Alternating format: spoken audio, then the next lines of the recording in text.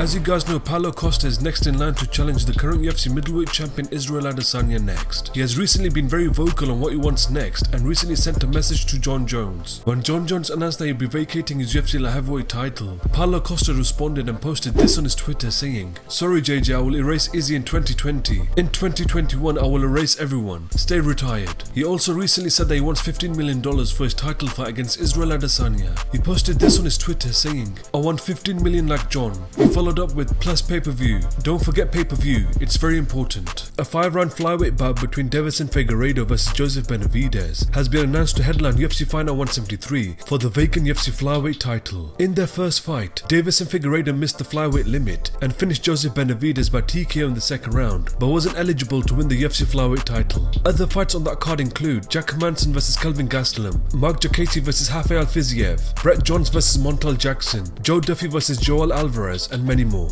Recently, Jon Jones tweeted that he wants to go back to college after not getting the deal that he wanted. He posted this on his Twitter saying, "Just got off the phone with Dr. Paxton of Iowa Central Community College. I think I may be going back to college." He next replied to a fan saying, "Honestly, I just want to finish my associate's degree. Last I knew I was a few credits short." Here's how Michael Bisping on the Believe in Me podcast reacted to Jon Jones wanting to go back to college. But does he want to go back to college to get his degree, or go back to college to compete in wrestling? Because there's no way.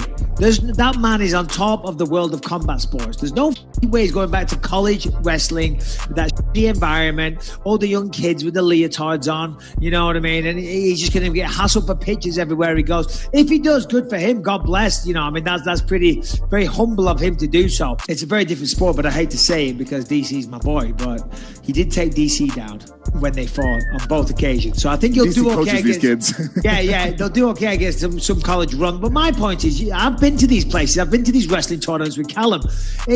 You're in a sweaty gym hall. You're surrounded by sweatier kids everywhere. They all stink. They want your picture. It's a long day. You get there at like 7 a.m. sometimes. 7 a.m. You don't get out till 6 o'clock in the afternoon. I'm like, for sake. And then you're waiting all day, and then Callum gets on and he pins him in about 30 seconds. I'm like, for fuck's sake, you could have at least strung it out a little bit, son. I feel like he's only saying that in a negotiation with the UFC. As we know, he's going through a bit of a thing right now, pardon me. He's going through a bit of a thing with the UFC. He wants more money. And the more realistic it seems that he's going to go back to college, I mean, that's just crazy, then you never know, maybe they'll bend. All right, so we all know that Steve-O has been trying to give himself cauliflower ear for a really long time now, and tonight... Hey, dude, I've had Chuck Liddell try his best, Ronda Rousey, Jorge Masvidal, nobody's gotten it. There's nowhere else to go but to Tell him, Steve. The greatest of all time. If you want to get something done, you gotta go to the best. Hey, you did that tonight. My guy, okie doke. We'll show them how we're looking at trying this, but we're going to hold off on actually giving them the goods. Yeah, we're not going to give you the goods, but the idea, in essence, we're gonna put this bad boy. Oh shit, dude, that's such a sandwich, dude. Oh yeah. Okay. And then I'm gonna take here. Yeah. Let me know. Oh. And we're gonna go something like. Curtis Blaydes in a recent media scrum speaks on his upcoming fight with Alexander Volkov. He also speaks on rematching Francis Ngannou. He's got long legs and he knows how to use his reach and likes to keep distance. So those are the main things that we've been focusing on, and that's what I think he's the best at. I mean, my game plan is always the same. It's a pretty universal game plan. Pressure, pace, wrestling, ground and pound. Doesn't matter who you are. Cain Velasquez, Stipe, DC, Volkov, it works on everyone. Well, I think, like I said, my game plan, works in a small octagon or a big octagon, but I think it will be that much more effective in a smaller octagon because you won't have as much room to maneuver away and to like keep distance. It'll be easier to close the gap and get in his face. I guess it depends on what happens with Stipe. If he decides to retire, then it'll be a vacant belt, and most likely Ngannou versus me for that vacant belt. If he decides to not retire, then it'll be Ngannou versus Stipe. I'll just wait my turn. I see myself winning. I just see myself taking him down like I did in our first fight, and this time landing heavy ground and pound. What's up, Luke?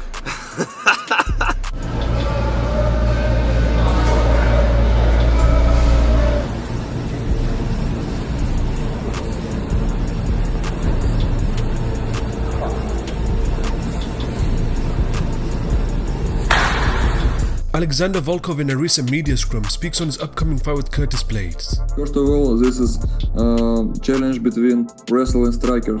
Second one, this challenge between American and Russian. So this two things is very exciting for all people all over the world in this time when there are no shows, there are no sports.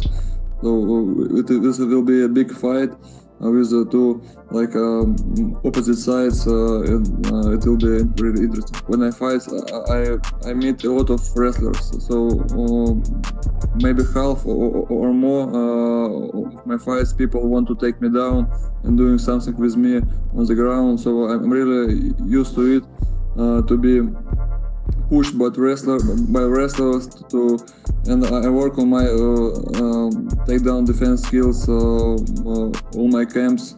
So this is one of my good sides really, because I'm all people trying to take me down. I'm really good with this time. I'm here in professional sport more than 3 years, and more than 3 years I meet and challenge wrestlers in the cage and ring and everywhere. So for me, it's not a big deal to fight with him because of his wrestle skills. But I respect this for sure. He is one of the best in it, and this make for me this challenge really interesting and interesting to all fans.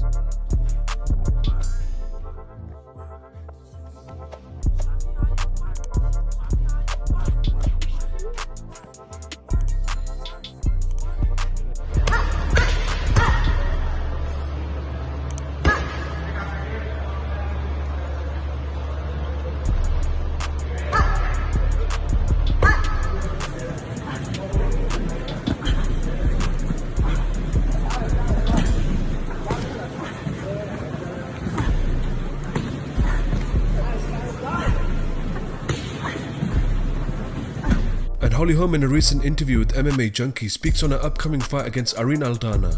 You know, a lot of people did not see the fight going that way. A lot of people saw Vieira as being, undefeated for a long time. And so that's a huge win. And I think that shows not just something, kind of technical wise, but also kind of the psychological part. She didn't walk in there feeling defeated. She went in there with all the confidence in the world that she was going to win. And I think that that's what makes a fighter very difficult, is when they really believe in themselves. And so I know I have my work cut out for me. But as with that being said, I know I'm going to be taking on the best, Irene Aldana yet. And it's not going to be enough, because I truly believe that I am still, a lot to show with my career. And that's what I'm planning on doing. I've fallen short of getting that title back more than once, and it's frustrating, but I know that I keep fighting the very top ranked girls, and so I'm kind of constantly right there, and I'm still aching for it. I still want it, and that's a lot to say. It's easy. I mean, some people, I think that, I want the belt, and they don't really think about it. I know exactly how much work that takes to get there, and I know that it takes a big commitment, and you got to win fights along the way, and when that opportunity comes, I can't let it slip through my fingers again.